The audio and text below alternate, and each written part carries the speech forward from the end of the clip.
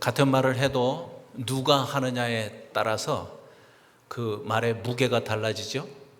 그래서 그 말의 영향력도 달라집니다. 오늘 우리가 이미 읽은 이 1절 말씀을 통해서 보니까 오늘 이 말씀은 오른손에 7별을 붙들고 그리고 7 금촛대 사이를 다니시는 분이 하신 말씀이라고 합니다. 도대체 이분이 어떤 분일까요? 오늘 읽지는 않았지만 요한계시록 1장 18절에 보면 이분이 바로 이분이라고 말씀하십니다. 한번 보세요. 시작. 곧 살아있는 자라. 내가 전에 죽었었노라. 볼지어다.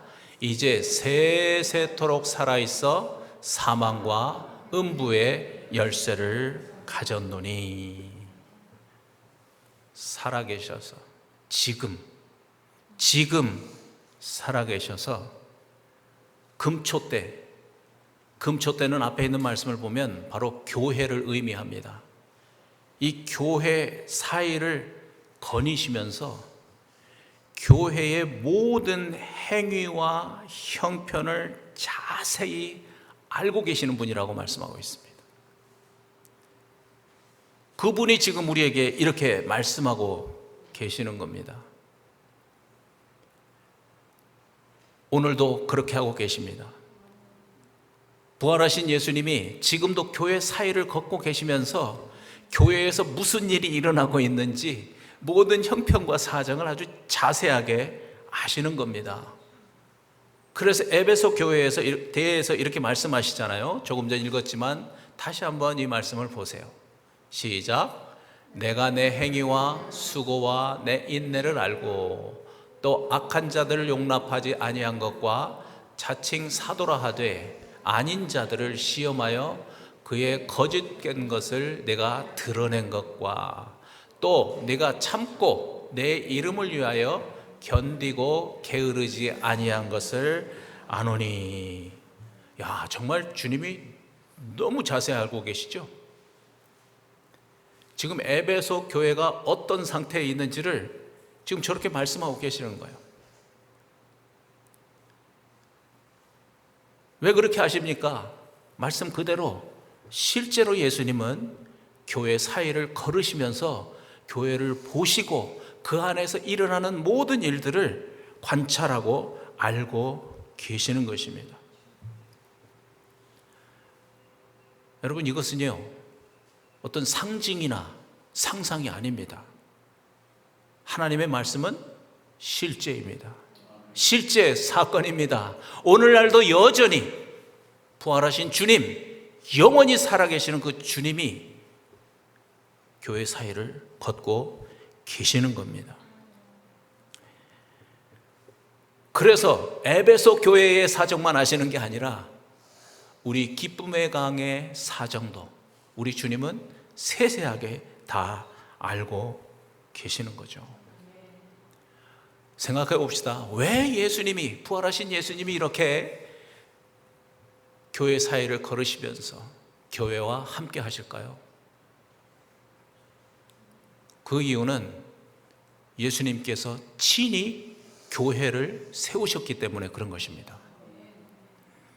마태복음 16장 18절에 보면 베드로에게 이렇게 말씀하시잖아요. 시작. 내가 이 반석 위에 누구의 교회? My church. I will build my church on the rock입니다. 예수님께서 나의 교회를 세우시겠다고 말씀하시잖아요. 저 문장에 나와 있는 WILL, will이라고 하는 단지 미래를 말하는 게 아니고 의지를 담고 있는 단어잖아요. 그러니까 예수님이 지금 육체로 살아계실 때 저 말씀하신 거잖아요. 예수님은 My church, 당신의 교회를 세우겠다고 하는 아주 강한 의지를 가지고 있었던 거예요. 강한 의지를 가지고 있었던 거예요. 그래서 제자들 앞에서 베드로에게 저렇게 말씀하신 것입니다. 그러면 예수님께서 이 말씀을 이루시기 위해서 당신이 어떤 일을 할 것인지에 대해서도 이어서 말씀하셨어요. 그게 21절 말씀이에요. 시작.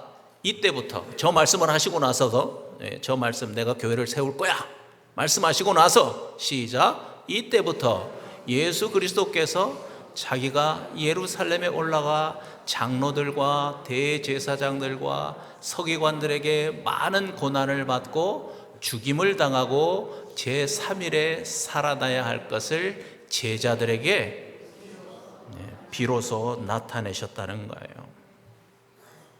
My church. 당신의 교회를 세우시기 위해서 고난을 당하고 죽임을 당하고 그리고 사흘 만에 살아날 것이라고 말씀하셨어요. 우리는 잘 알죠? 결국 주님이 하신 그 말씀대로 모든 것을 행하시고 교회를 세우신 겁니다. 여러분, 우리가 이 말씀을 통해서 깨닫게 되는 건 뭐냐면요, 결국 예수님이 저렇게 고난당하시고 십자가에서 죽으시고 부활하시고 난 다음에 그걸 통해서 하시고자 하신 일은 My church, 당신의 교회를 세우기 위함이었다는 겁니다. 물론 하나님께서 예수 그리스도를 통해서 우리 한 사람 한 사람을 구원하셨죠. 교회라는 개념이 우리 한 사람 한 사람에게도 있습니다. 그럼에도 불구하고 예수님께서 말씀하신 것은 한 사람 한 사람 구원한 우리를 함께 모아서 교회라고 하는 공동체를 만드시기를 원하셨다는 거예요. 그리고 그렇게 하셨다는 거예요. 교회는 그렇게 만들어진 것입니다. 그래서 사도행전 20장 28절을 보면 하나님이 자기 피로 교회를 사셨다고 말씀하시는 거예요. 뭘 샀어요? 교회를 사셨다고 말씀하시는 거예요. 물론 우리 한 사람 한 사람을 사시기도 했지만 교회를 사셨다는 거예요.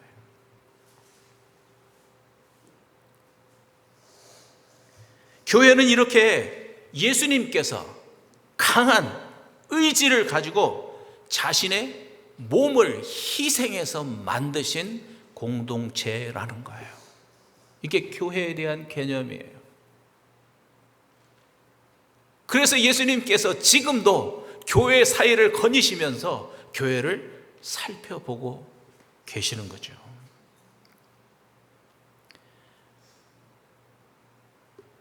그런데 예수님께서 이렇게 강한 의지를 가지고 몸을 바쳐서 세우신 이 교회, 이 교회의 가장 소중한 가치가 뭘까요? 가장 소중한 가치가 뭘까요? 오늘 말씀, 우리가 읽은 이 말씀이 그 말씀을 하고 계시는 거예요. 교회의 가장 소중한 가치가 뭘까? 그래서 우리 요한계시록 2장 4절과 5절 말씀을 다시 한번 천천히 읽어보려고 합니다.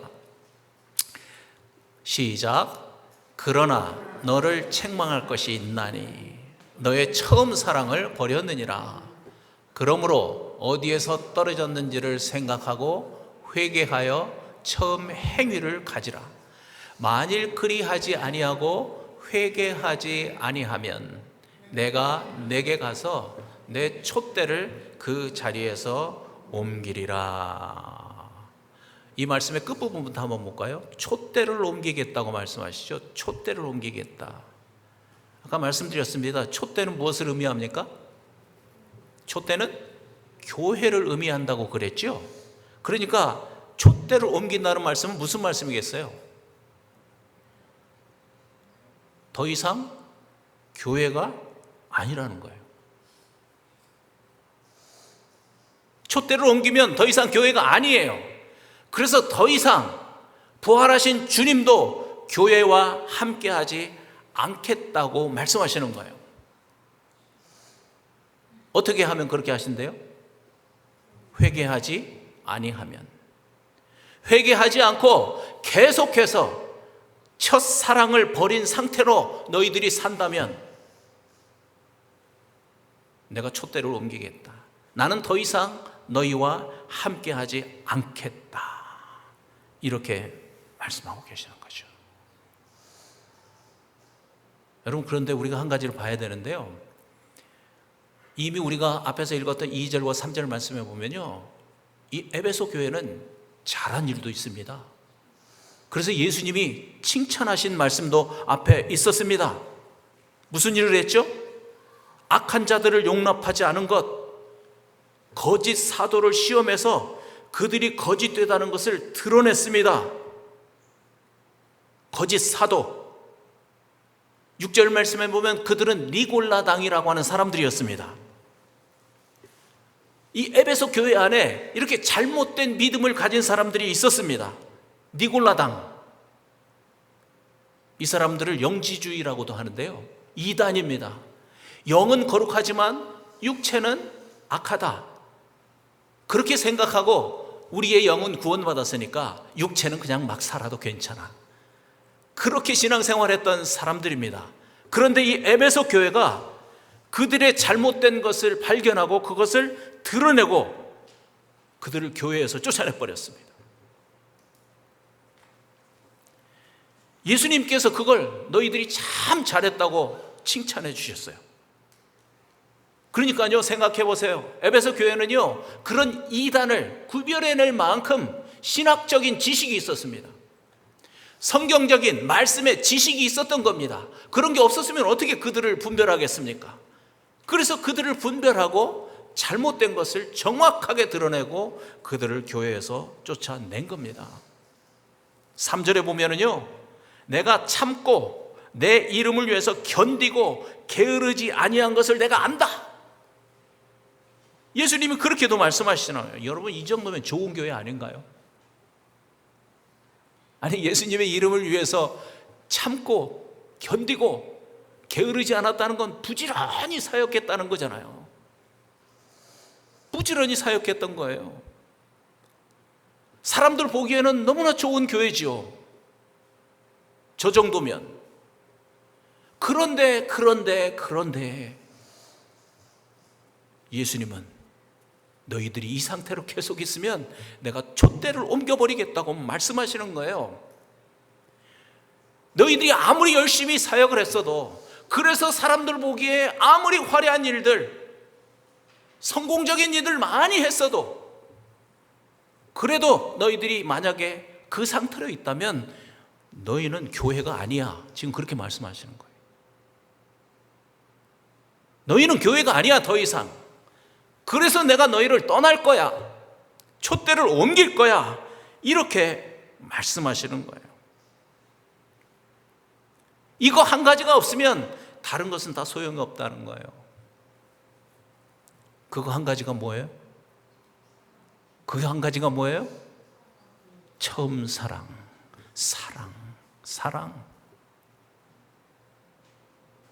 그러니까요, 교회에 아무리 다른 것이 다 있어도 사랑이 없으면 교회가 아니라고 주님이 말씀하시는 거예요.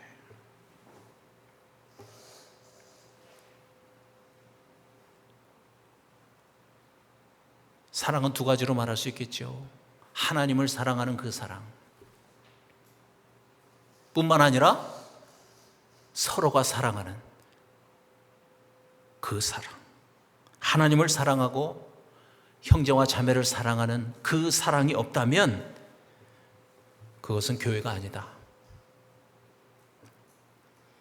아무리 그리스도인이라고 말해도 그 사랑을 가슴에 품고 있지 않다면 그는 그리스도인이 아니다 라고 말씀하고 계세요.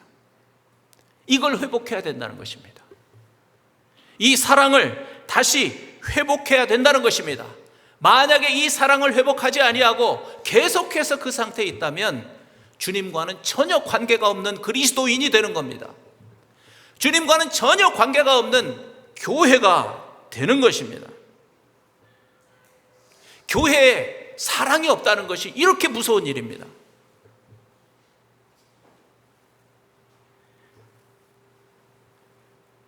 그러니까 이렇게 말씀하시는 예수님의 마음을 우리가 생각해 보면요, 예수님의 마음을 가장 아프게 하는 것은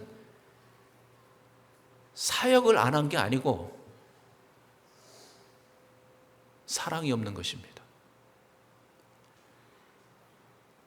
사랑이 없이 열심히 다른 일만 하는 사람들을 예수님은 가장 마음 아파하시는 겁니다. 하나님을 사랑하지도 않으면서, 실제로는 형제 자매를 사랑하지도 않으면서 교회 와서 열심히 일하고 열심히 여러 가지 사역들을 하는 것, 예수님은 그것을 우려하시고 그것을 마음 아파하신다는 것을 우리가 이 말씀을 통해서 알 수 있습니다. 저도 물론 사랑이 중요하다는 거 알았지만 부활하신 예수님이 에베소 교회에 이렇게까지 말씀하시는 것을 보면서 저도 참 충격을 받았습니다. 첫사랑이 회복되지 않으면 교회는 예수님과는 전혀 상관이 없는 사람들의 집단이 됩니다. 사교 클럽과 다를 것이 없습니다. NGO, 자선단체와 다를 것이 없습니다. 거기에 속으면 안 된다는 겁니다. 정말 교회에 있어야 될 것이 있는가? 하나님을 사랑하고 서로가 사랑하는 그 사랑이 있는가? 이것이 교회의 가장 중요한 가치라는 겁니다.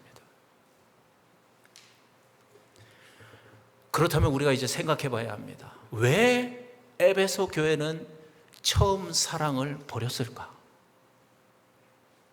그 이유가 뭘까? 왜 실패했을까? 예수님 말씀하셨잖아요. 생각해 보라고.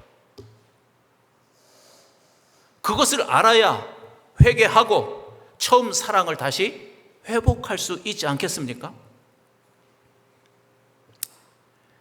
요즘 우리가 회개에 관해서 말씀을 나누고 있습니다. 5번에 걸쳐서. 회개가 얼마나 중요한 것인지, 회개의 뜻이 무엇인지, 그리고 회개해야 될 죄가 무엇인지, 그리고 그 죄가 얼마나 무겁고 얼마나 무서운 죄인지, 그리고 하나님 아버지께서 예수 그리스도를 통해서 어떻게 우리의 죄를 용서하셨는지, 그리고 회개를 통해서 우리가 받은 축복은 무엇인지, 그 말씀을 쭉 지금 해온 겁니다. 여러분, 회개의 뜻이 무엇입니까? 회개라고 하는 단어의 뜻이 뭐라고 그랬죠? 첫날 했던 기억이 나네요?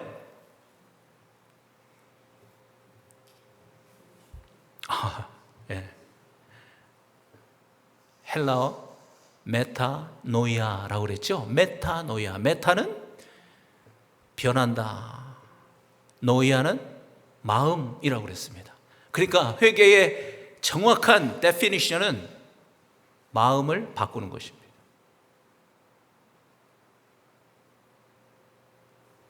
이 말의 또 구체적인 뜻은 뭐죠? 마음의 무엇을 바꾸는 거예요? 마음의 주인을 바꾸는 거예요. 마음의 주인을. 어떻게? 내가 마음의 주인이었는데 그 마음의 주인을 그리스도로 바꾸는 것입니다. 마음의 주인을 그리스도로 바꾸는 것. 이것이 회개의 정확한 뜻입니다. 어떻게 마음의 주인을 바꿀 수 있습니까? 그냥 바꿉니까? 아니죠. 부활이라는 증거를 가지고 마음의 주인을 바꾸는 것입니다. 이렇게 마음의 주인을 그리스도로 바꿀 때 오늘 말씀대로 처음 사랑이 회복되는 것입니다. 회개하지 아니하면, 다시 말하면 마음의 주인을 바꾸지 않고 그저 잘못된 행위만 계속해서 회개한다고 반성하고 그러면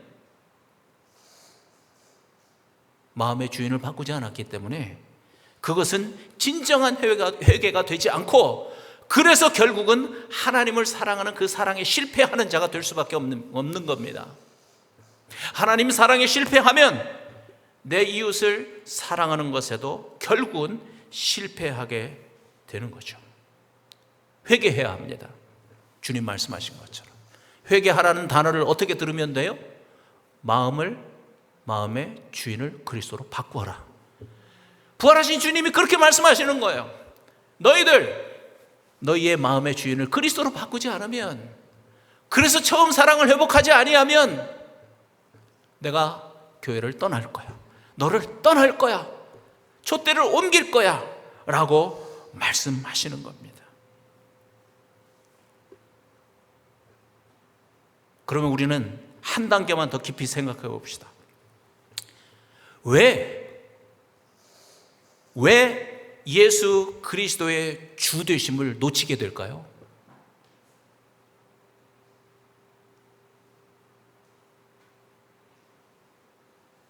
왜 예수 그리스도의 주 되심을 놓치고 자꾸만 내가 주인 된 그 상태로 돌아갈까요?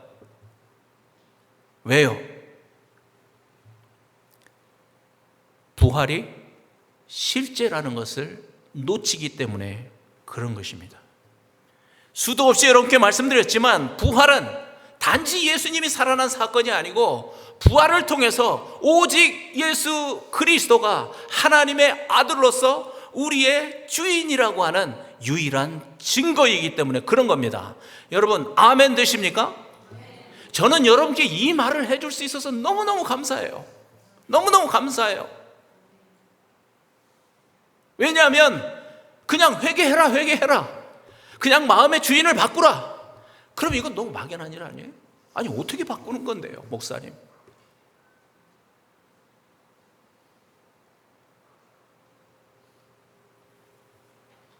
마음의 주인을 바꾸어야 될 이유를 분명히 여러분께 말씀드릴 수 있어서 저는 너무 감사해요.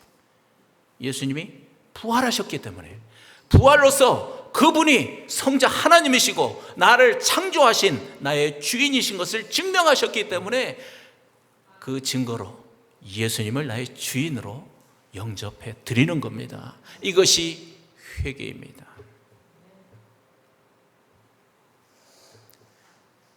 또 한 가지 중요한 것이 있습니다. 부활을 통해서 예수 그리스도가 하나님의 아들로서 나의 주인이라는 것이 실제가 되면은요, 십자가의 사랑이 실제가 됩니다.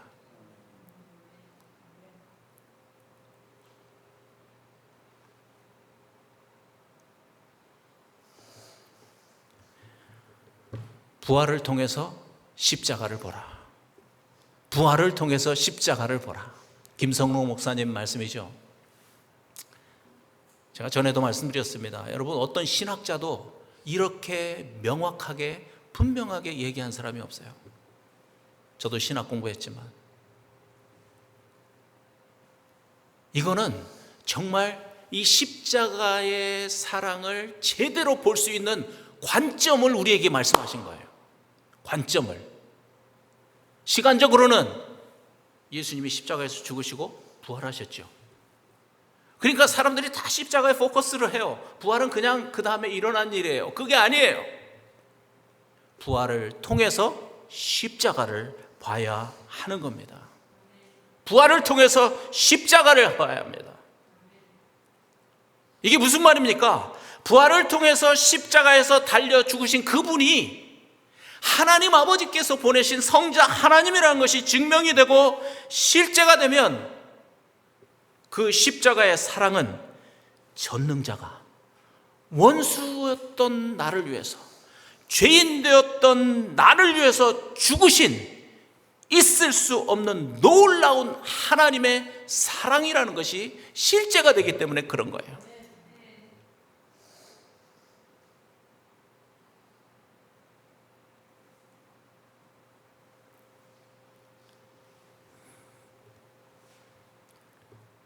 여러분, 저도 그랬지만 많은 사람들이 십자가의 사랑을 믿는다 그럽니다.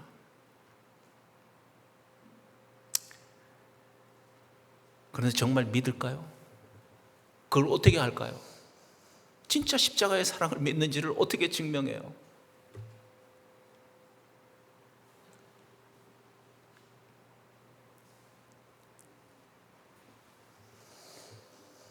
어떤 자매가 그런 고백을 해서 제 머릿속에 그게 각인이 되어 있어요. 박혀 있는데요.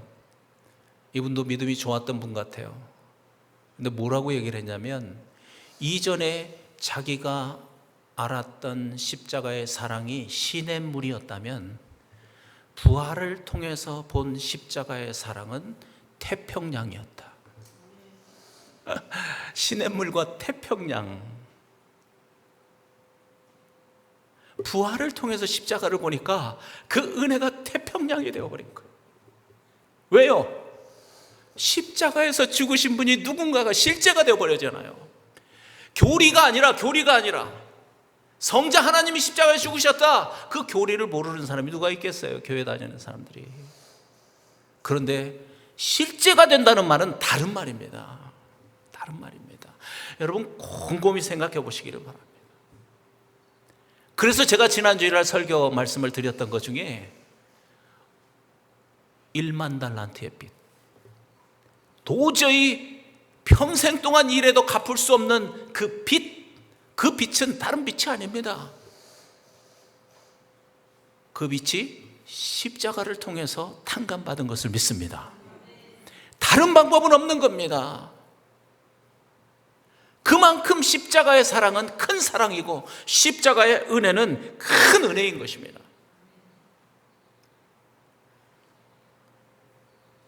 부활을 통해서 예수 그리스도가 하나님의 아들이라는 것이 실제가 되고 십자가를 통해서 그분의 사랑이 확증될 때 우리도 하나님에 대한 사랑이 확증되는 것입니다.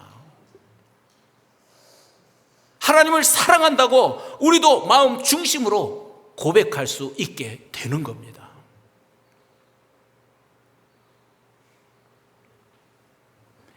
회복되는 거죠. 사랑이 회복되는 거예요. 그래서 요한일서 4장 10절부터 11절 말씀은 이렇게 말씀하시잖아요. 천천히 한번 읽어보세요. 시작.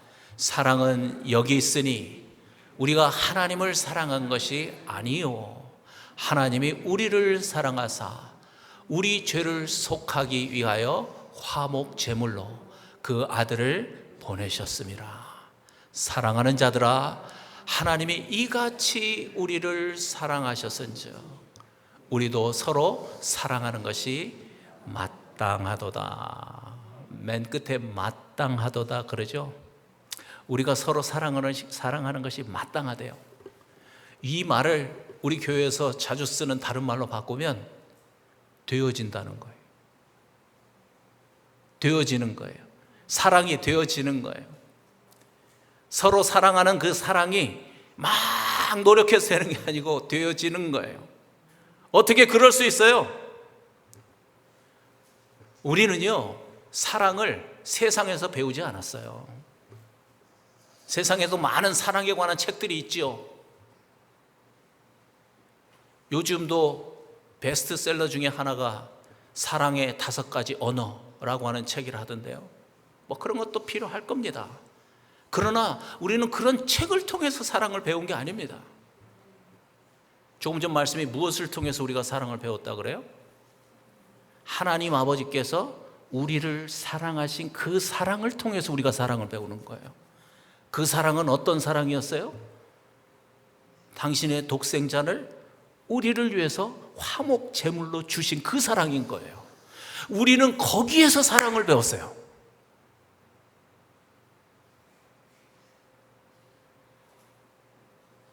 그 사랑이 실제가 되고 보니까 사랑이 되어지는 거예요. 형제를, 자매를 사랑하는 사랑이 되어지는 것입니다. 그래서 부활이 중요하다고 말씀드리는 겁니다. 부활을 통해서 십자가의 그 사랑이 태평양이 될 때 하나님을 사랑할 뿐만 아니라 내 주변에 있는 모든 이들을 사랑하는 그 사랑의 힘이 거기에서 나오는 겁니다. 아무리 노력해도 되지 않던 그 사랑이 아버지께서 나를 사랑하신 그 사랑으로 내 안이 채워질 때, 그 사랑이 실제가 되고 그 사랑이 경험될 때 자연적으로 사랑하는 자가 되어지는 것을 믿습니다. 설교는 여기서 마치려고 하지만 여러분 이 부분을 깊이 생각해 보시기를 바랍니다. 사랑하는 자가 되려고 노력하지 말고 하나님이 나를 어떻게 사랑하셨는가가 실제가 될 수 있도록 묵상하고 증거를 가지고 믿고 고백하시기를 바랍니다. 그러면 사랑은 되어지는 것입니다.